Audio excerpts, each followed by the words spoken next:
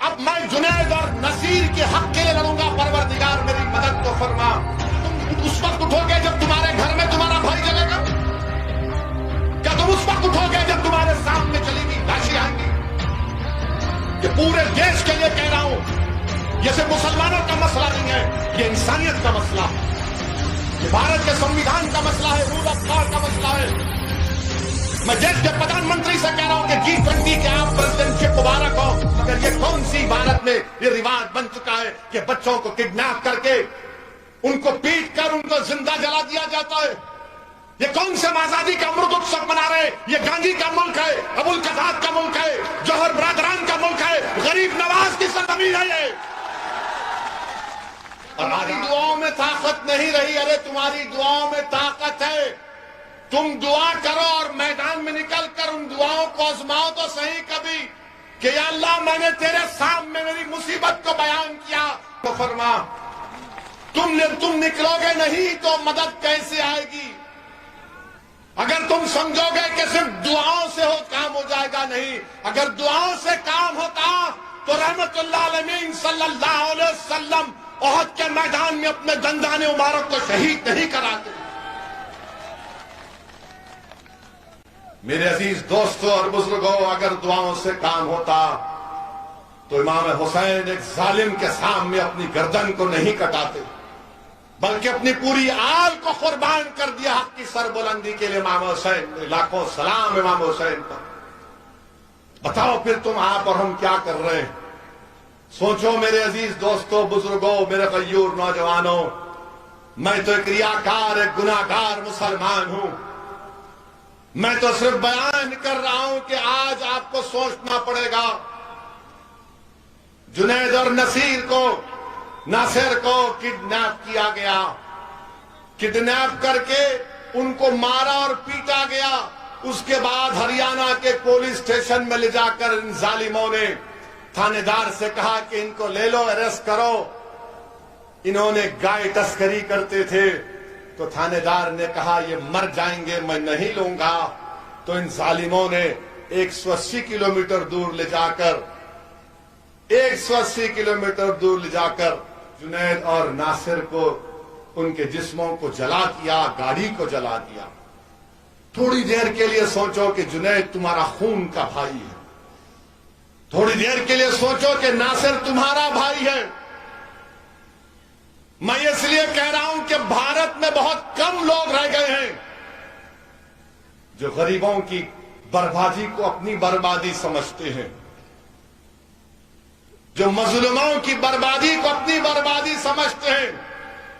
مگر کم سے کم تم تو سمجھو، کیا تم ان کو تحفہ دے رہے ہیں؟ یہ ہم کو تحفہ دے رہے ہیں؟ میرے عزیز دوستوں اور بزرگوں، کیا گزر گی؟ کل ہم گھر گئے تھے جنید کے، سن رہا تھا، پکار کر مجھ سے اور جمیل سے کہہ رہے تھے کہ جنید کے 6 بچے نہیں، اس کے بھائی کے بچے بھی کی بچوں کی اولاد کی پرورش جنید کی تھی، کیونکہ اس کا بڑا بھائی کا دماغی توازن ٹھیک نہیں ہے۔ جنید اپنے بچوں کے ساتھ اپنے بھائی کے بچوں کو بھی پالتا تھا۔ آج ایک گھر میں ایک آدمی کے موت سے، اس کو زندہ جلانے سے 13 بچے یتیم ہو گئے، 13 بچے یتیم ہو گئے۔ ارے اگر یہ گاندھی کا ملک ہے، گوتم بدھ کا ملک ہے، مہاویر کا ملک ہے، سلطان ہند غریب نواز کا ملک ہے، تو پھر کہاں گئی انسانیت؟ یہ کون ہے یہ شیاطین جو انسانیت کو ختم کرنا چاہتی ہے؟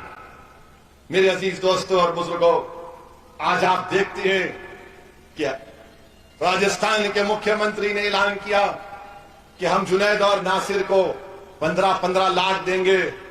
مکھیہ منتری اشوک گہلوٹ صاحب، جب آپ کے پردیش میں بھلواڑہ اور ادے پور میں اس طرح کا ایک واقعہ جو ہم سب نے کنڈیم کیا تھا، تو آپ کی سرکار نے 50 لاکھ اور ایک گورنمنٹ کی نوکری دی تھی۔ یہاں پر بھرتپور میں اگر ہوتا ہے تو کیوں نہیں دے رہے ہیں آپ تفرقہ کر رہے ہیں، آپ ڈسکریمنیشن کر رہے ہیں۔ کانگریس کی سرکار تعصبیت کا مظاہرہ کر رہی ہے۔ مرنے والا تو مر گیا، مگر مذہب کے نام پر 50 اور 15 لاکھ کیسے ہوتے ہیں؟ بتاؤ مجھے۔ بولو جو کانگریس کی تائید کرتے ہیں، صدیوں سے کر رہے، خاندان خاندان کا کر رہے ہیں. بتاؤ یہ کون سا انصاف ہے؟ کیا جنید اور ناصر کی زندگی ان کی زندگی کم تھی کیا؟ بلکہ میرا تو ماننا یہ ہے کہ انسان کی جان کی کوئی قیمت نہیں ہو سکتی. انسان کے جان کی کوئی قیمت نہیں ہو سکتی. کسی ماں سے پوچھو, کسی باپ سے پوچھو, کسی بھائی سے پوچھو, کسی بیٹے سے پوچھو, کسی بیٹی سے پوچھو کہ بتاؤ تمہارے باپ اور بیٹے اور بھائی کی جان کی قیمت کیا ہے, تو بولے گا کہ تو ساری دنیا رکھ لے, مجھے اس کی جان دے دے. مگر آج ہم دیکھ رہے ہیں کہ 15 لاکھ کا اعلان کیا جاتا ہے. میرے عزیز دوستوں اور بزرگوں, اس سے بڑھ کر اور کیا ہو سکتا ہے؟ میں آپ سے کہہ رہا تھا گجروں کے جو بہت بڑے لیڈر گزرے, کنوری سنگھ بینسلا صاحب, میں ان کو سلام کرتا ہوں. مگر آپ بتاؤ, آج آپ 10% ہیں.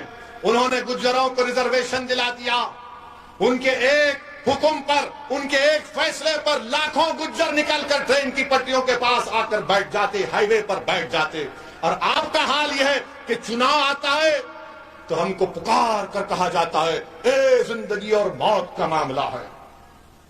ہمارا معاملہ یہ ہے کہ اگر پولیس ایک لٹ زمین پر مارتی ہے تو پورے کے پورے بھاگ, سناٹا ہو جاتا ہے. اور یہ کنوری سنگھ بینسلا نے گجروں کو اتنی طاقت دی کہ نکل کر آؤ اور بیٹھ گئے. بتاؤ کیا تم اپنے درمیان سے کسی نیتا کو مناؤ گے یا نہیں مناؤ گے؟ کیا تم کسی کو اپنا نیتا بناؤ گے یا نہیں بناؤ گے؟ بتاؤ مجھے. تم میں قابلیت ہے, یاد رکھو اللہ نے تم کو بے انتہا نعمتوں سے نوازا ہے.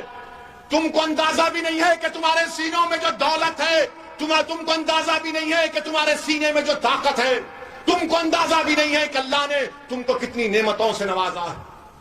تم صرف اللہ کی ذات پر توکل کرو اور ایک اچھا فیصلہ لو.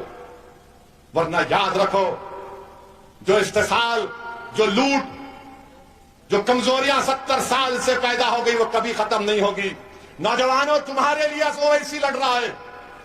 میرا مستقبل نہیں ہے, میری زندگی کا چراغ کبھی نہیں گل ہو سکتا. ہم سب